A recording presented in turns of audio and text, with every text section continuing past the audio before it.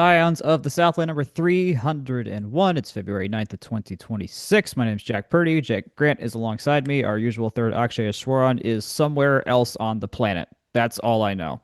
Where is he? Don't know. Uh, Top secret.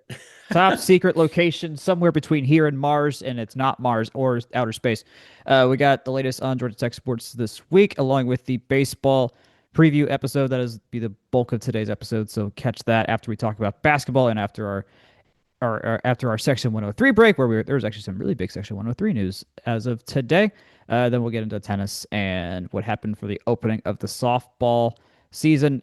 Jake, both basketballs played Cal and Stanford this week, which is a weird scheduling quirk that happened on both ways this week. Like usually we get Stanford and Cal as a pair, as a travel pair, and just about everything because that's just how it's going to work to make things make sense outside of football.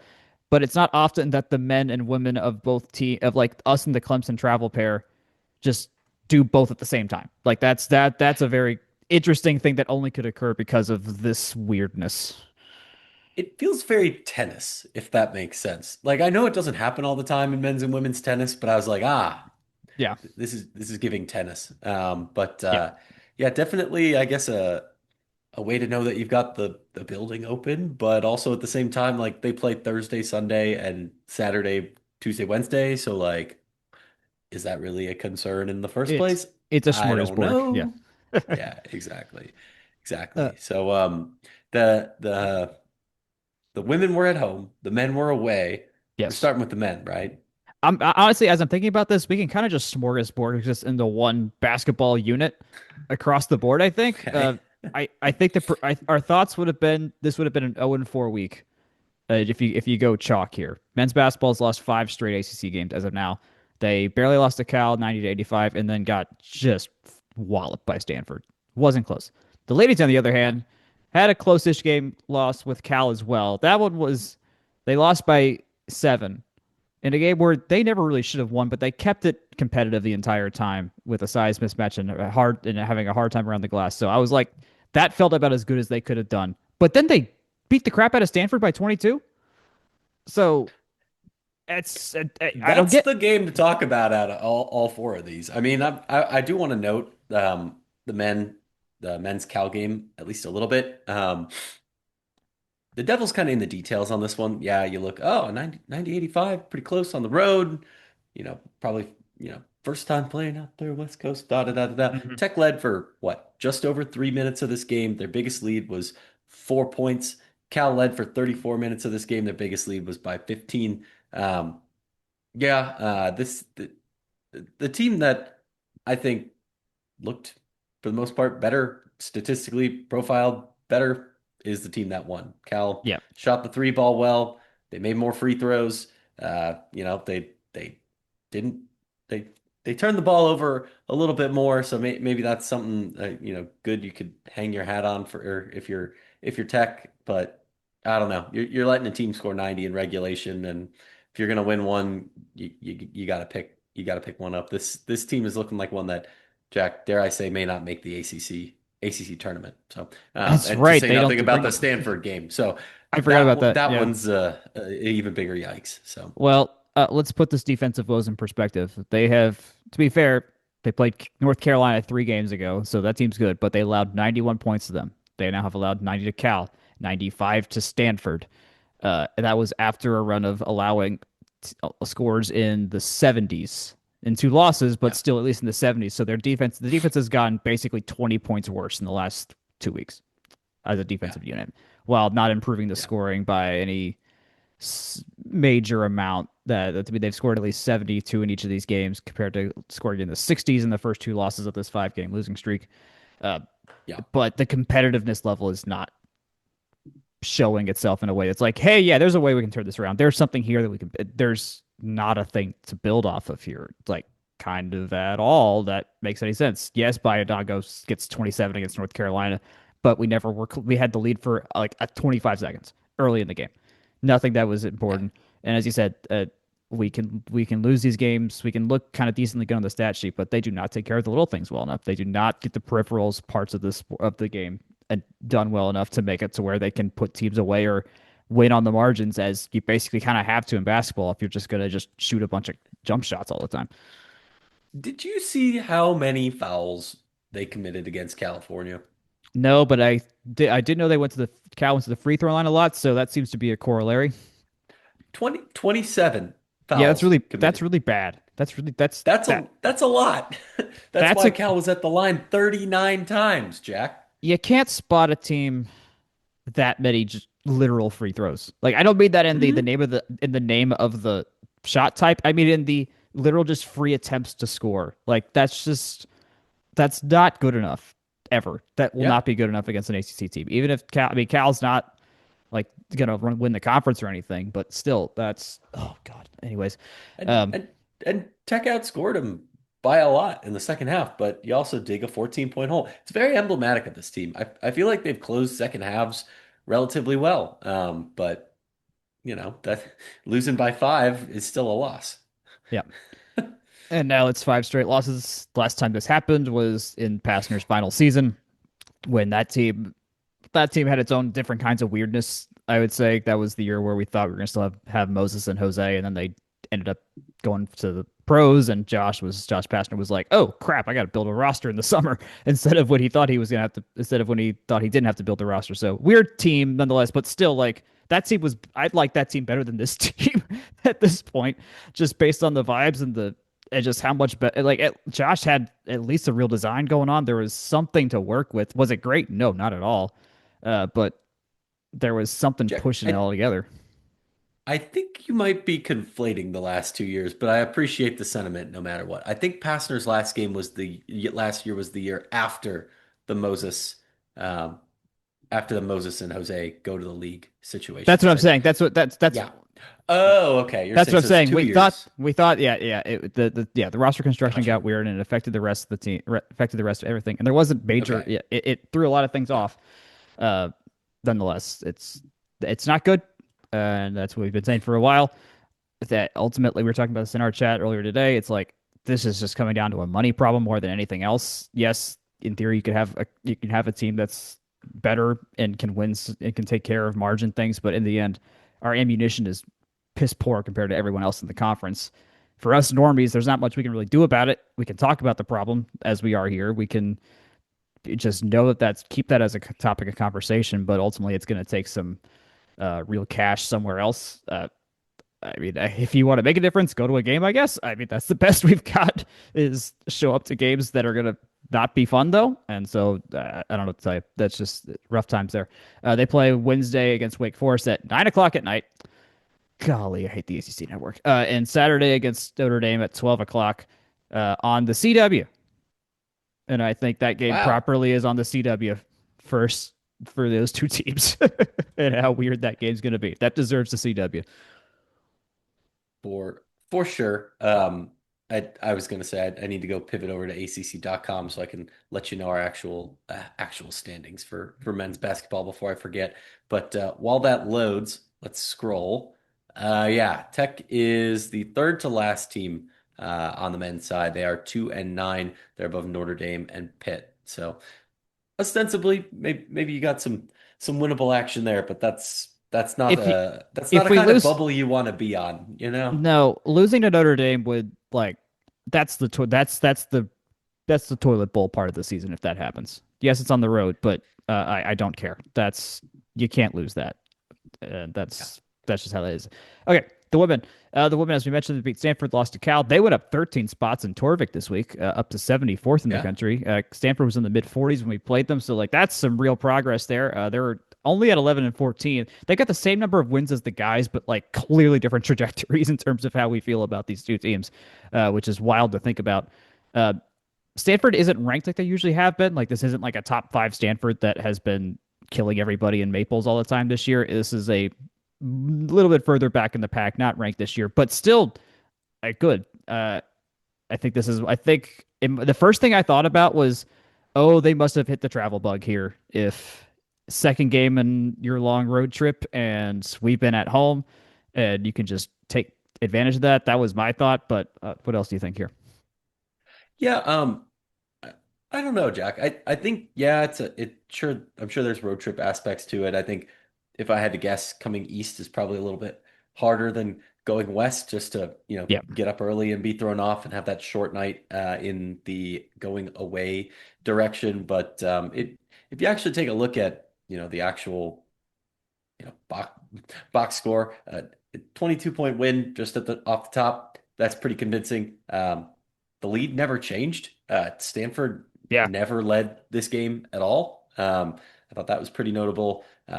Tech was aggressive on their steals. They did a really good job, forcing turnovers and all the good stuff that comes with that. They played a pretty clean game, only 8 fouls. Again, this reads like I'm reading off the box score, but if you can find stuff like that, then you can. Stanford didn't get a single point from their bench. I think that's also probably That's pretty huge. notable, but they did Yeah. play a pretty tight lineup, so not anything too crazy there. But yeah, I think Tech kind of it's kind of emblematic of, I think, the game Tech wants to play. They were big in the paint. Again, didn't turn the ball over, but got some of their own there. I think if if you take a look at reading between the lines, I like how the ACC standings present overall record as well as conference record. Tech is currently in 11th on the women's side with a 6-7 ACC record, sandwiched right between Cal and Stanford. Yes. They So leaped there you Stanford go. with this win. Yeah, this win left them from 12th to 11th in the standings over Stanford. So, And if you look at the overall records of these teams, Tech is 11-14 with a 440 win percentage. It's pretty notable, at least to me, that they have a higher conference winning percentage than they do overall. And yeah. then if you look at, down who's below them, Stanford, Miami, Wake Forest are all above 500 overall still, but below Tech on the league table, and that tells me that Georgia Tech's getting better. Tells me Hmm. that they were at least reasonably. We could talk about some of the games they lost in the non-con, but I think they were at least pretty reasonably challenged, and it's a team that, at least to me, that this kind of implies that it's rounding into form. And looking at who else is on the schedule still, maybe they got a path to another couple of games here. Miami, Pitt. Well, you got to beat Pitt. Hmm. Those seem like winnable games. Dare I say, maybe you punch up and get a Virginia Tech win too, but they're a little better. Louisville's pretty good, so Yeah. might steer clear of that one. It's home, so go to it, but like, just go to be entertained. They're really good, Yeah. but Yeah. hey, See, that's why you play the games, right? I think two to three wins out of the last 5 games on the regular season slate is not undoable. So not undoable. And I think as long as if they're going to keep on this path, which isn't a straight line up, it's not like they're going to win progressively better and better games, but it will make them at least. It has me thinking they can win a game in the tournament when that comes around too, because they'll have yeah, probably because they'll be in that weird like 10-7 range where you don't play a top team in the first round, so you're playing a team that's closer to your skill level, at least as the standings would suggest, and that's a winnable situation I think for them. So, uh, yeah, yeah, this is think for as we mentioned, I think we mentioned a couple weeks ago, like this stretch, so we really want to see what happens here, and that'll define like okay, have they like fully turned the corner? Have they found a new normal? And the Stanford win is I think a very good example of them having actually done that. And so they go to Clemson this week. It's just their only game this week, and then they got a week off before that Pitt game. And so if they can yeah. if they double this up with a road win at Clemson, that'd be huge. That's a And okay. That's really something different. and they must win against Pitt. Uh, Pitt is pretty bad at women's basketball. It is very sad with how good they are in some of their other women's sports to see Yeah. just what that team is like. Well, But they have got to go on the road and win that game. It is a seeing must, Jack. seeing how they took care of business easily against Boston College, and a similar kind of team where it's like you just got to take care of them and just do the job, and they did that as they should have. My worries are not that high, so for that game. So, but yes, Clemson is on Thursday in South Carolina. If you happen to want to go and take over Little John, do that. I wish I could do that. One day we'll take the midweek road trip to experience what this is, but not yet. That this week is not the I week. am a big fan of the Esso Club, Jack. This is a free ad for the Esso Club in Clemson. So the chicken tenders, good food, good vibes. sports on TV. Yeah, we'll make a day out of it one of these days. One day, eventually. All right. Take us to section 103 and then we'll talk baseball. Yeah, our actual sponsor, Section 103. I am wearing my Section 103 baseball zip up hoodie. It is that time of year. It's got the baseball tech lettering. It is one of my favorite lounging around the house options. But Jack, we got news. I don't know about what news you want to talk about, but mine's about merch. Oh, What's the news? mine's about better merch in the future because our friend Steven, who runs the joint, this was his side hustle as he announced on the page's Instagram this week or today, and this is no longer a side hustle. This is his full time thing. The Emmy winning Stephen Little is now the just college merch brand owning Stephen Little with that still has an Emmy award on his shelf as well. As far as I know, every school he's launched, they've been great. Coincidentally, they've also been winning more games, important games at that as well. Uh, and he's going to be able to grow this a long way. So, I mean, just in terms of a Georgia Tech success story, Stephen is turning this bigger and bigger and bigger. Home field better watch they bacon. That's all. I think that's where I'm at. Is they may not be. He's not going to make it home field in a year.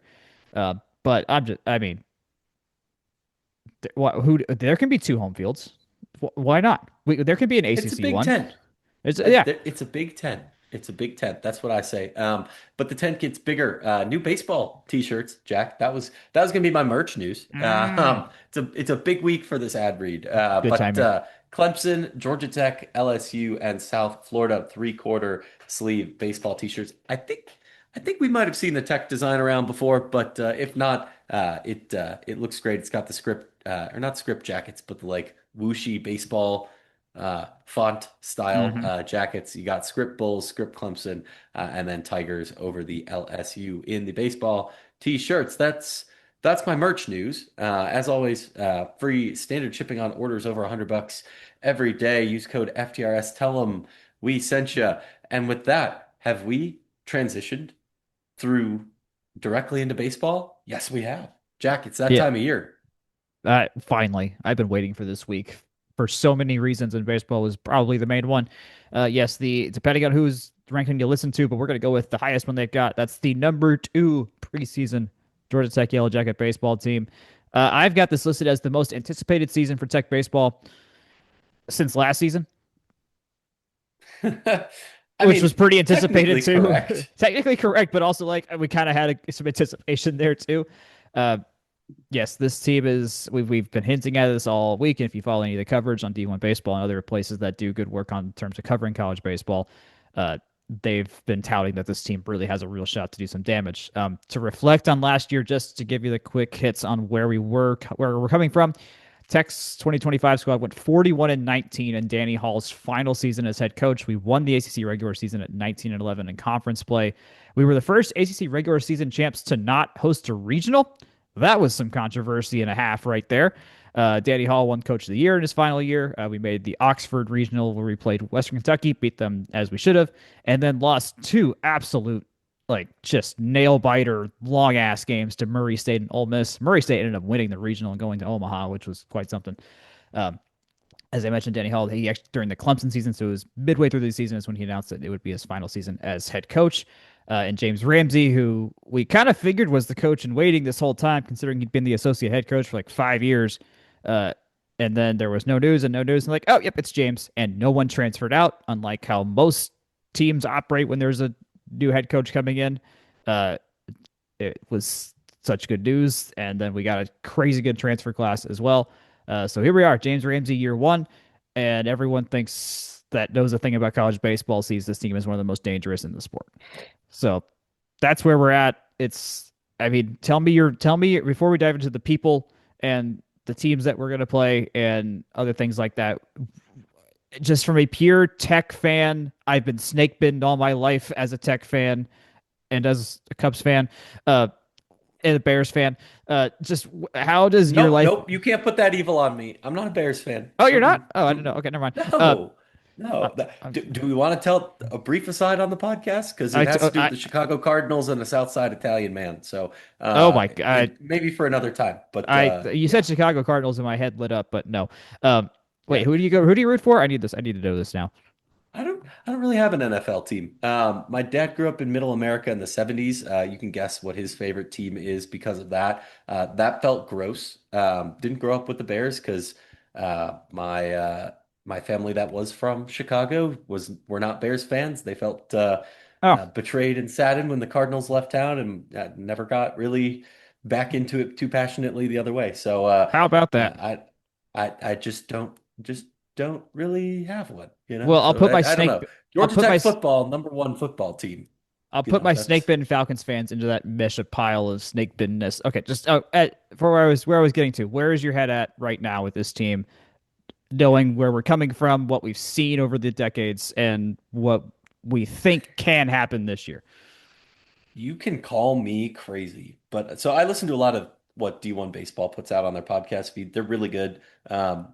ACC baseball, etc. With uh, Darren and Danny, and Bradley Smart, I think, is over there too. But they're basically working their way through the ACC. They do excellent work there too. But the main guys at just regular old D1, a couple of them have brought up, oh, Georgia Tech pitching, oh, Georgia Tech pitching. And I'll be like, on my run or driving around town or something like that. And I'll be like, hey now, our pitching's gotten better. We've got a lot to like. There's something to believe in there. And if you would have told me 2 years ago that I'd be like going into the season defending Georgia Tech pitching and being like, yeah, we got the pieces, we got the juice, like that's how I know that this feels real, Jack. Yeah, Because yeah, we've had good lineup. We've had, I mean, this is not the first lap around the sun with Drew Burris. You know, we can keep going yeah. back. I can just start saying names: Kevin Parada, Joey Bart, Kyle McCann. Like this Hmm. team has always been able to hit. Always been able to hit. And pitching has been the question. But between what we've got coming back and new faces on the mound, that's why I think this team is going to be a force to reckon with, or at the very least, I go into the season believing that to be true and go with that. Why be a downer? They've gotten better. They've gotten more Yeah, talented. And if you pull those two things together, like this is a lineup that can hit its way out of a 10-foot deep hole. Like yeah, they will mash the ball. They will get hits. They will walk. I'm confident in all of those things. Let's see some clean fielding. I don't know that I have too many priors one way or the other on that, but yeah, the pitching is relatively relatively legit, and if this team can even be relatively legit on the mound, it should terrify and any team we play, any single one, especially yeah, in the ACC. So yeah. Well, I remember last year, just between Tate McKee and Mason Patel, it's like, okay, you can kind of thread your way to getting enough innings to be really competitive in a regional, and then the regional got just super weird super quickly against Murray State, and then extended the weirdness to Ole Miss, and there wasn't yet all the arms to make it all the way to get us all the way there. We had the bats, but it's like, okay, we've got to shut these teams down and not put ourselves into these 10 plus run games against other teams. And this just might be the year that happens. Okay.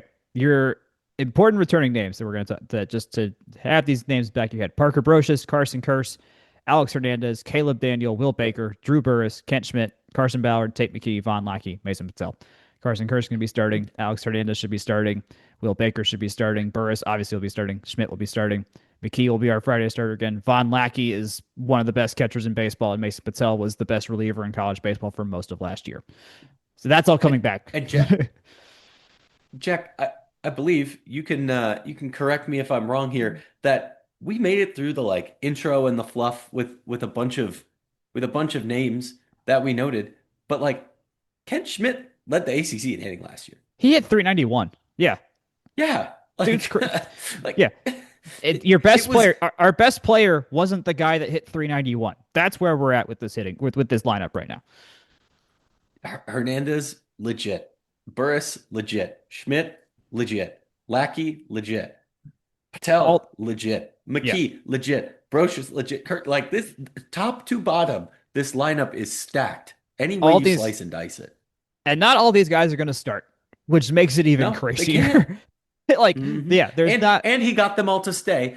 Added, what we'll talk about in a second here, Yeah, Jaron Avicula, who was yeah, Cal's star player last year on top of it, and yeah. a good player from Pitt, and Ryan Zuckerman too. Like this has Hmm. Jack.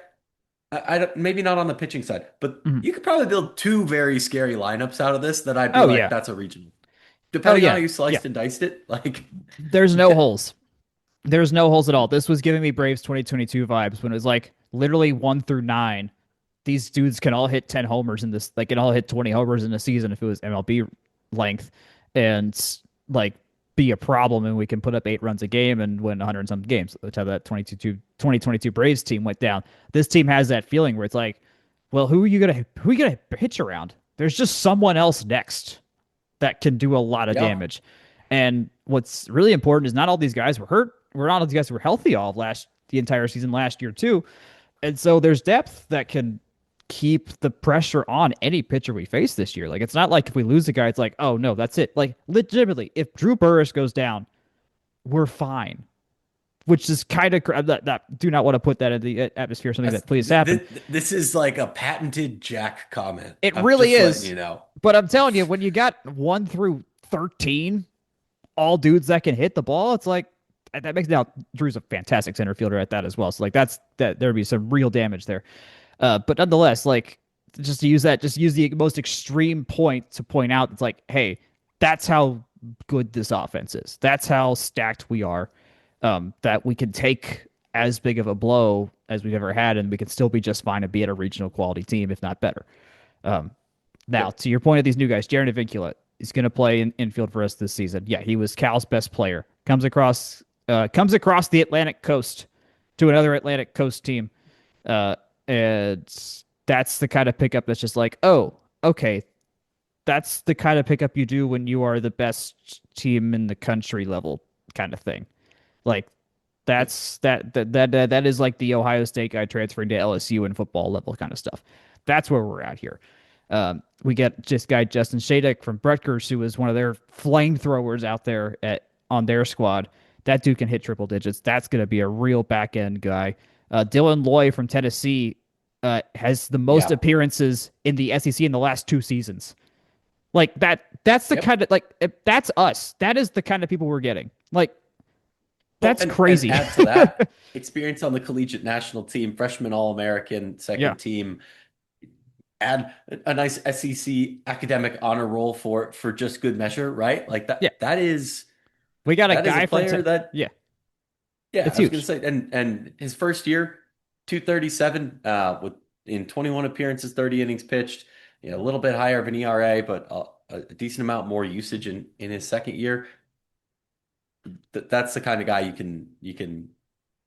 could dream on, Yeah. That's such a cliche baseball guy type of thing to say, but it's true. It's Yeah. true.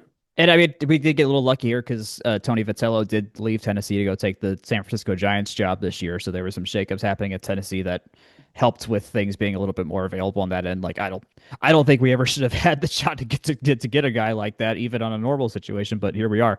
Shadek, I should note, is coming off Tommy John surgery, but that probably means the UCL is even stronger than it was before, with knowing how that Yeah. surgery has improved in technicality over the years. The thing with Avincula, and we add Ryan Zuckerman as well, who's going to play third base. He was the everyday third baseman at Pitt last year and hit really well. And that's what we're talking about with the upgrades here. Is like we have plugged into automatic starters on a team that already was just obnoxiously good on the infield in terms of defense Yep. and hitting.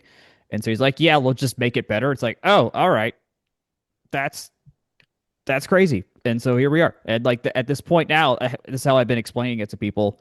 What I've been telling them, like, hey, y'all got to pay attention to this team. Is that we've got arguably the best infield in all of college baseball right now in terms of hype, And prognosis, and our and our best player doesn't play the infield either. nope, he doesn't play infield. That's where we're. It's absolutely bonkers. Which again, it's kind of Braves 2022 ish. Their best player didn't play infield, and the infield was freaking great with Ronald Acuna. Uh, Other pitchers, other guys to note: Adam McKelvey, left-handed pitcher. He's got some really good prognosis on his stuff as well. That he could be a really big dude here. Other guys that can start aside from Tate McKee, who's been our Friday starter. Mason Patel seems like he might be the Saturday starter. We'll see how this all. We're not. Don't commit in your head to anyone being a starter outside of Tate McKee. Like things got to work themselves out. We'll see how things go this weekend and the next couple of weekends with who pitches well and who's comfortable in what spot and what. Like there's still a lot of things to learn. But nonetheless, our two best pitchers in Tate McKee and Mason Patel, they're going to get the most innings one way or another. Porter Persema's in the mix as well. Adam McKelvey, who I just mentioned, Jackson Blakely, and Caden Spivey. Spivey got a lot of starts last year. He got a lot of Tuesday starts last year, so I would not be shocked at all if he is back in that role in some form or fashion. Maybe gets Sundays. We'll see. Um, Yeah, and I did want to just put a little point on the Spivey piece just because I was clicking around and trying to get some thoughts on pitchers other than Tate McKee and Mason Patel and refreshing myself. I would like to note at Notre Dame in 2024, he had an 8.46 ERA in 15 appearances, 27 innings pitched. 405 last year in yeah. 33.1 innings pitched. That is a testament to, and granted, he was a 4.11 his first year at Notre Dame, so maybe changes or injury or Mhm. that kind of thing were part of that 8.46. But a 4.05 over 33 innings, coming off on almost nine ERA, that's the kind of improvement that Tech's doing with guys, right? That's Kind the of kind across the of board. Yeah. yeah, that's the kind of thing you want to see, and I think, oh man, I'm gonna Jack, let me stall for like 10 seconds because I think you might be able to pick up where I'm going with this one. But don't look now, but maybe take a peek at Mason Patel's career stats, if you would. Do you know where I'm going with this? He got a hell of a lot better after pitching at Georgia State. That's for damn sure. His first year at Tech, he had an 8.25 in 36 innings pitched, right? Hmm. That is Matt Taylor effect at Yep. work right Yep. there. So Yep. I'm very confident in saying that this is not 2019 Georgia Tech pitching. This is not Yeah. 2022 Georgia Tech pitching. It's a different regime, and I think anyone who's flying by the priors on that hasn't given Tech pitching a serious shake under the Matt Taylor regime. I think the results so far have spoken pretty well. Yep. Granted, are they world beating? No, not yet. But I see no reason to believe that they couldn't take another step forward this year. And if this No. this team takes a step forward on the mound, then we're talking about one that hosts a regional. We're talking about one that Hmm. likely is in the mix to win a regional. And if you can win a regional, you're a dice roll from Omaha. So um, Absolutely. Yeah. No, this is a no, like this is there is more than enough data now to show that what Matt Taylor is doing has been incredibly important to making this team better. Yeah, sure, we haven't made it further in the NCAA tournament than we would have liked, but at the same time, you've got to get this side of the ball figured out if you're going to have any shot in the first place. Yes, we can hit for power and hit and score 12 runs a game. It doesn't matter if we're allowing 15 runs a game. And That and one thing that the D1 guys are really good at bringing perspective is just like notes, these like little tidbits of national stuff. As somebody who watches just a lot of Georgia Tech baseball and by extension ACC baseball, I forget that we play in kind of a relative like launching pad of a park. Like obviously we go to a lot of games and are used to a very lively offense, but like yeah. that's got to contribute at least somewhat. I would think to the narrative on pitching at Georgia Tech, right? Like that Yeah. that is a difficult place to pitch for 35 however many games Yeah. a year, Yeah. right? And if It's and if not you can big. keep Yeah. that in the park, then that makes a big difference, right? We got Yeah. good speedy outfielder, a lot of talent, but keeping balls in play that you can make that play on, that's a huge part of making a difference there. Yeah, Rush Chandler's not built like your traditional minor league stadium where it's intentionally really big to keep balls in because literally they want to reuse the baseballs as much as possible. They don't want home runs. They don't want to lose baseballs. Our Rush Chandler's not built like that. Uh, I'm not saying there's a reason. I don't know why that is the case outside of Rose Bowl Field has its natural dimensions and you got to deal with Fowler Street and First Drive and things like that. But nonetheless, yeah, like it's not an easy pitching park whatsoever. And this Matt Taylor thing, yeah, this is 3 years of actual data now and actual improvement and like turning Mason Patel, yes, as you mentioned, from an 8 ERA guy to a dude who was basically was sub 1 ERA for way more innings than he should have been, or anyone would have thought he would have been last year. It was basically the best pitcher statistically in baseball for a hot second for a long while last year as a reliever Mhm. too. And so getting him as a starter to just shut teams down early, my God, is that going to be so freaking good? And we have And Heat in this the is a team. Oh, and I was gonna say, and this is a team that went through a pretty cold spell there for a minute. That if you yeah, if you look at the what Uh, was it, the like 14th of April through the 27th, so a 2 week span where Jack, they didn't win a game in that span. That they took mhm. seven straight losses in the heart of the season. That is something that having more consistency on the mound and not having to always hit your way out of games Yep. can really help with. And granted, among those games it was UGA, Auburn, Virginia, and three at Miami. Yeah, three at Miami. So Mhm. that's about as tough of a stretch as you can get, and it's things like this that having more consistency on the mound really, I Yeah. would say, helps with. So Yeah. Absolutely. Uh, that's the thing there. It's working really well on the hitting side. The ceiling is literally the best hitting team in baseball. That is the ceiling. At worst, it's like middle of the pack in the ACC, which is still basically one of the best teams in the country. Like that is yeah, if we score less than three a game, something went wrong. I think that's four a game even at that. Like we should be averaging somewhere in yeah, the 6 to 7 range. I think when it's all said and done. Um, after the stats I'm gonna bet are gonna be a little inflated after these first few weekends, considering it's that early non-con yeah, slate against the northeastern teams that got to come down here because it's cold as hell in the north, um, and so we'll see how that goes. But yeah, as we don't need to relitigate that. We've mentioned the guys. We've mentioned how good they are. Um, I just will note that Drew Burress kind of a similar trajectory here in terms of if he's not the best, it's like barely at the edge of the best category. Like he is in the running, if not the odds-on favorite to win the Golden Spikes Award this year, which is college baseball's MVP award.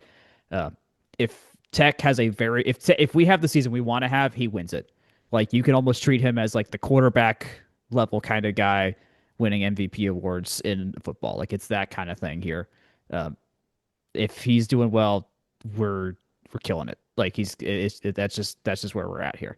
Um, what's also cool is like you never know if like who knows, maybe Alex Hernandez who can hit for power just just finds another level and goes to the Burris level. Who the hell knows? Like it's not just him that could do that as well.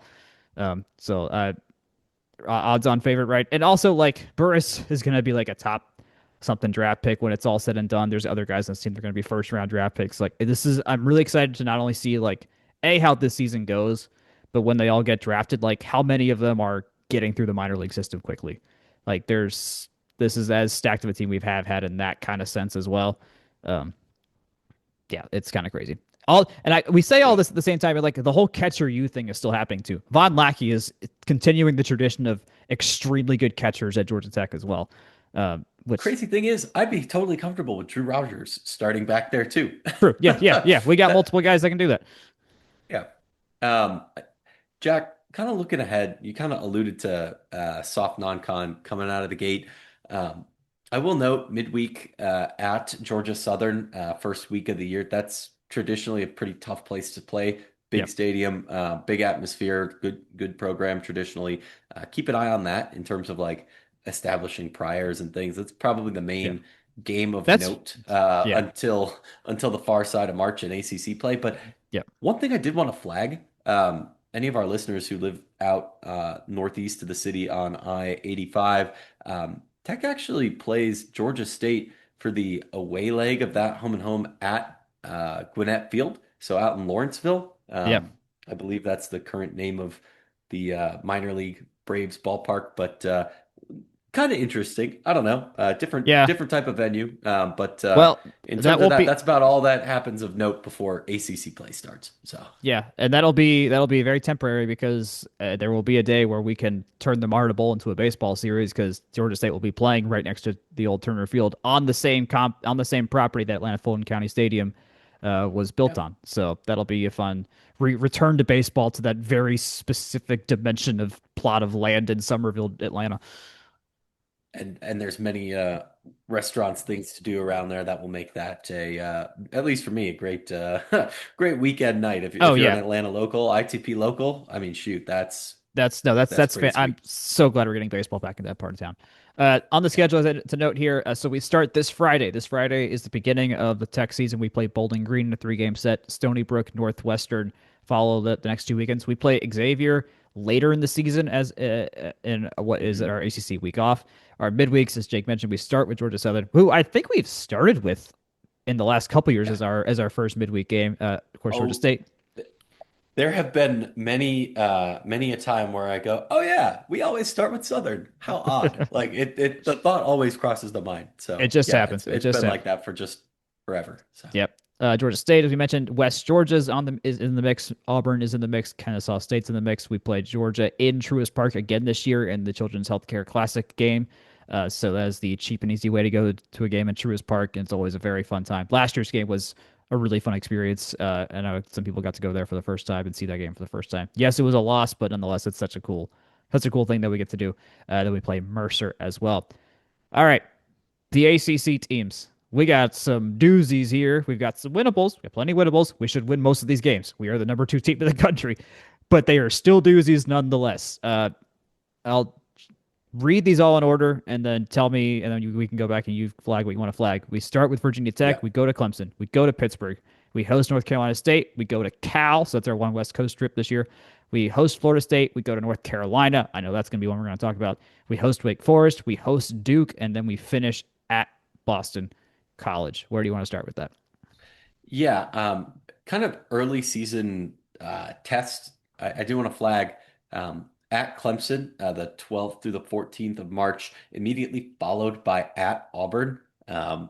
Sneaky follow up with a really tough midweek. That's going to be challenging. They go on the road to Pitt again after that, but definitely, seven games on the road. Clemson figures to be good. Auburn figures to be good. The Thursday, it actually starts on Thursday, the Clemson Mm, series. So notable. Makes Tech, I assume, the standalone game. It'll be on ACC Network that Thursday night, and then they get ACC Network again um, for the 8 p.m. Friday game. So that's certainly something to keep on the radar with how tough sledding that is. I know that they get Auburn pretty quick again after that. I think it's 2 weeks later. That'll be the home leg there. So in terms of quality non-cons, we certainly have some of that. Tech gets Florida State at home. That's usually a high interest series. But the other main one I wanted to flag then is the UNC through the 17th through the 19th of April. Then it's the Truist Park neutral site game. And then Tech hosts Wake Forest, the always dangerous Wake Forest, the hmm 24th through the 26th of April. So those are probably my like make or break stretches of the season. Maybe not Yeah. make or break; those are probably the wrong words. But going to Chapel Hill and going to Clemson with SEC a neutral or away site immediately following, yeah, that's going to tell us a lot Yeah. about this Yeah. team. So, Right. Yeah. If they're holding up to the standard that people think they're going to hold up, they're going to be at this year. That's going to be the okay. They're proving that they're going to be one that they're going to be the team to go through in the ACC tournament. That's that's probably what if things go well, that's what's going to be said about those series as well. Um, yeah, Duke will be fun. Boston College will be thankfully not the hardest thing to finish up with. Hopefully, you pick up some wins there at the end to help fix or help if you got seeding problems, fix some seeding problems, or just secure a top seed somewhere in the ACC tournament. That'll be a big deal. Ultimately, the ACC tournament isn't going to be like a do or die thing for us if things go right this year. Like we don't need to win that if things are going well. We can. I mean, it's a single elimination tournament at this point too, so it's not the old terrible format where you play meaningless baseball games at that anymore. Like we can be second in the conference with a still a really good overall record. Know we're going to be in the top 10 in the country. It's like, okay, just don't lose to a terrible team in the tournament. And there, that's kind of it. Like, that's fine. You don't have to, it is not mandatory when it's all said and done. Um, for myself, prediction wise, I'm at hosting a regional is the worst acceptable outcome this year. That means 16th best team in the country. Uh, come May or whenever that happens. Best case scenario, we're playing for a national championship in the final series in Omaha. Not saying we're winning it. There's a lot of good teams out there. Baseball is random. Sometimes Coastal Carolina wins a national championship. Sometimes Cal Baptist finds a way in there, or Dallas DBU. Like other teams can find a way in there. There's a lot of good baseball teams out there. It's not just us. Um, but they've got the pieces. If things go right, they've got the pieces to make that work. If that's just where my head's at. not hosting a regional would be a disappointment. Yeah, I know yeah. that's a bold thing to say when they haven't done it in 6, 7 seasons at this point, but We there's a saw how reason good there's they were always some. last. We saw how good they were last year, and they're better. Like simple as Yeah. that. That's just math. And this is I know we're all sports fans. If you're this far into this podcast, listening to this podcast, you're a sports fan, whether you like it or not. Um, there, and I realize I'm a Cubs fan. About to say this, like curses are not real. One of these There you years, go. Georgia Tech is going to break through in a That's right. regional That's right. That's because right. anything will happen that can. Anything will happen that can. Hmm. Why not this year? Why Why not not? this year? Like, yeah, some of it's skill, some of it's luck, and they could be unlucky. But if you are skilled, you can put yourself in a position where luck means a little less, like hosting and not having to travel and being to play in front of your own fans. Those Hmm. things matter. If you're a top eight seed, getting to play that super regional in front of your own fans, in your own building, on your own schedule, those things matter. And if you're that talented, you can make luck work for you, at least a little bit, right? Absolutely. That's kind of like the Dodds luck, if you will, if you want to bring out the old Georgia Tech football adage. But what what's better than being lucky? Being good. And I think you can make yourself a little more lucky if you're good. So, That's right. That's right. If you want to go to these games, well, bad news. They've sold as many tickets as they ever had before the season has started, because the hype is absolutely there and people are buying their tickets. So, I'll say that that game against Truist is the easiest one to go to because it's at a Major League Baseball stadium, so there is seats aplenty. That game basically never sells out because the odds of us selling 41,000 tickets to a midweek college baseball game not happening. yeah. But yeah, if you can get to a game, get to a game. If you happen to live in Tallahassee or Durham or not, no, sorry, I got those cities Clemson. wrong. Clemson or Pittsburgh or Chestnut Hill or Berkeley or Chapel Hill. Get yourself out to some games there, or Auburn. Auburn's one of those places as well that we're going to go to. So that'd be so cool. We'll have jackets at all these games. I have no doubt as well. So that's where we're at with baseball. I will be there at least for two games this weekend. I assume Jake will be at many games this year as well because this is the best. This is the best. This I mean, outside of that. Remember when we were 8-0 in football and it was like we can't miss a second about this football team? This is the other part of the Tech Hmm. sports calendar where it's like we're not missing a beat. This is this if there was a team that was going to win a championship, it was always going to be these guys. We've been saying it since day one of this sports calendar. So, uh, Yep. get your butt to rest, Chandler. All right, let's talk about softball across the street. As softball season started, they played in their annual home opener tournament, the Buzz Classic. They went 4-2 over 6 games. They played Villanova twice, Bama twice, and East Carolina twice. They run ruled the Nova team twice, 8-0, and allowed 0 runs. Very good. No fluff there. They lost to Bama twice. They weren't like the worst losses, but they were pretty cut and clear. Bama had our number. And then we beat East Carolina twice. No run rules there, but still a lot of runs were scored. I think we got 13 runs in one of those games, which is the most we had in a game all series. So this basically went chalk, all things considered. Jake, where I know you've got thoughts here.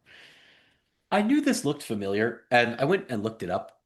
Georgia Tech actually hosted Villanova and Bama in the Buzz Classic 2 years ago, Yeah. but Longwood was the other team in the mix Mm. there. Just kind of to refresh our memories, Georgia Tech actually went 1-3 in those collections of games, Oh but the dear. Bama games were tighter.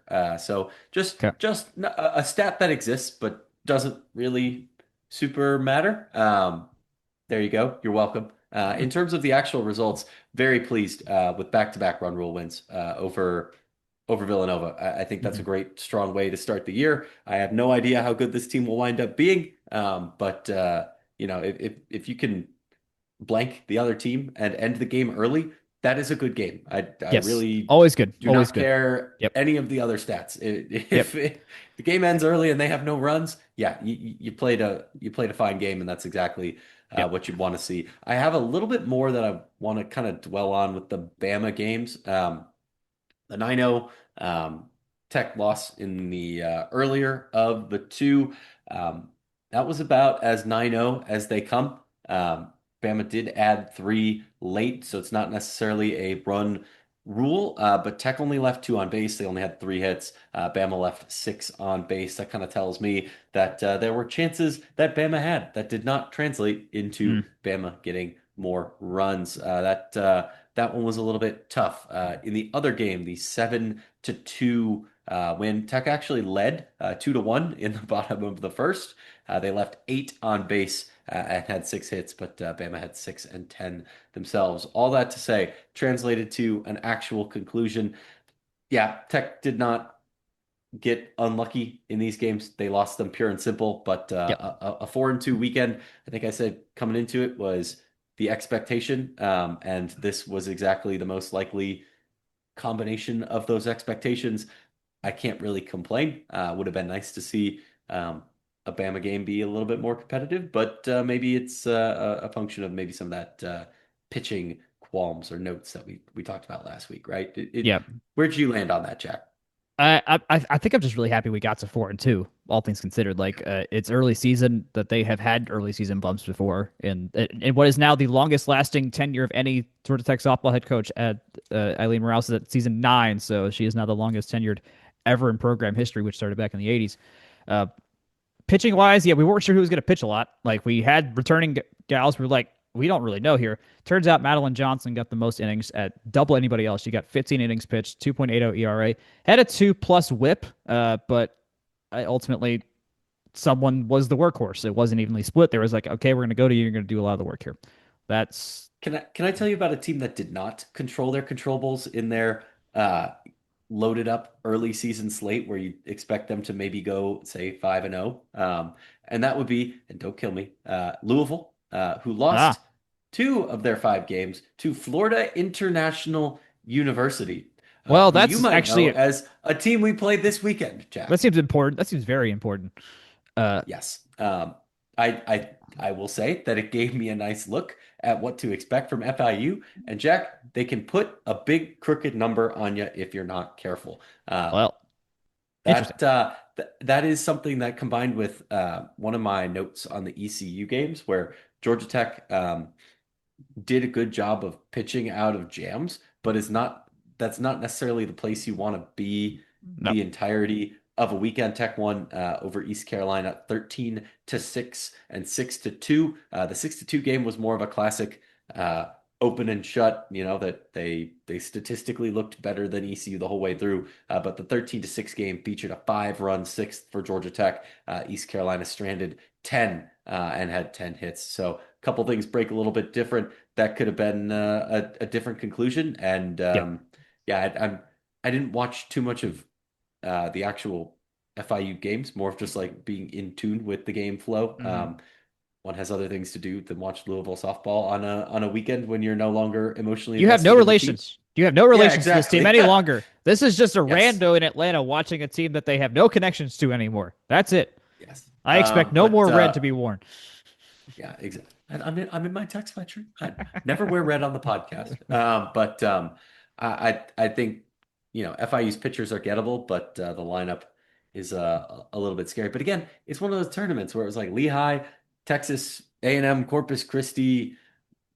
Like those aren't real date. Like Georgia Tech was certainly tested against Bama, and they're about to get tested against Florida this weekend, Jack. I mean, Yep. that was the number 3 team in the country last year. I think They they were were good. number 3 last year. They were Yeah. really good. Yeah. We got honestly in a way lucky we didn't have to play them in the tournament last year when we went down there. Other notes in terms of players: Reagan Walls, our top hitter, at least average wise, she hit 500 in her 12 at bats. Grayson Tucker hmm though was our most poppy person, 6 hits, all of them extra base hits, 4 of them for dingers. So There are your dingers you were asking about last week, Jack, I did by the not know where way. they're going to come from. It is Grayson Tucker. Hell yeah, let's go. I'm all in on that. So, looking forward to that. Yes, as we mentioned, Gainesville, FIU, all these are relevant terms we just mentioned because we go to Gainesville this weekend. We play Florida twice, we play Florida International twice, and we play Marshall. All that comes after we play Kennesaw State on Tuesday. And can I just note one more thing? Grayson Tucker hit 3 home runs against ECU and had 9 RBI I like that. in one game alone. I Yeah, like that was that. pretty good. That I was pretty like that a good. lot. Do that against Florida, please, and then again. Do it twice. Do it twice. All right, I'm not. If she does that, that'd be Yeah. incredible. I'm not expecting that whatsoever. Anyways, there's your 4-2 Georgia Tech softball team. Tennis wise, both teams played. The men played Charlotte and Tennessee Tech. Jake, they lost to Charlotte. Yeah, I don't love it. That's not necessarily a team that you would like to be losing to. just in the world of men's tennis, this is great analytics. But I do want to pull up their record from last year because I did I think they were good, want weren't they? to. I was going to say I think they were a tournament team, but I don't want to misspeak. Hold on. Scroll, scroll, scroll, scroll, scroll. Nonetheless, Scroll back up because I scrolled too far. No, they did fall in the AAC championship, but uh, yeah, not ideal. Definitely not ideal. But they saw Clemson and did lose 5-2 at Clemson. So I guess they did a little classic ACC travel partner situation. Go figure. uh, But good for them. yeah, not super ideal if you're Georgia Tech. Carlini, I believe, was the unfinished match in the game that was tied, and he had dropped the first set Yep, in tiebreak on the singles court. yep. In terms of Charlotte wins, there were They I won. think They the won the singles doubles. ones there. Yeah, Yeah, they won the doubles point. And then we lost. The Jonathan Erwante lost his match. Eli Shokri lost his match, and Robert Bauer lost his match as well. Bauer went yeah, 6-0 or 0-6, 6-7. Most of yeah, these were and they were not all two close. setters too. So Yeah, not yeah. much. These were not close. This didn't feel like a high variance result. Nope, But one not thing at I all. did want to say that was a positive note before we get along to women's tennis is that Tennessee Tech's top doubles pairing is actually pretty good, top 50 in the country, Yeah, and Tech did get that win. So I thought that was nice. Most of the other matches went 2-0 in favor of Tech on yep. the singles side. So that was solid, but.